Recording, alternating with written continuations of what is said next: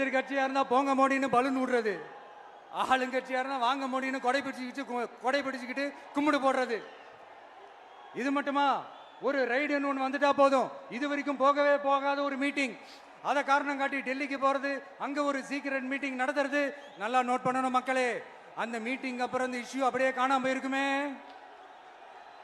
அதேதான் Stalin uncle, what uncle is very wrong uncle.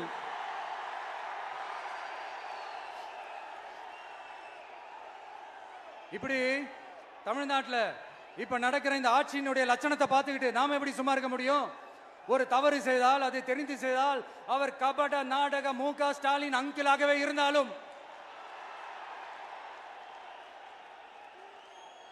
Uncle உங்களுக்கு மனசாட்சின்னு ஒன்று இருந்துச்சுன்னா நாங்க கேட்கிற கேள்விகளுக்கு மட்டும் கொஞ்சம் பதில் சொல்லுங்க அங்கிள்.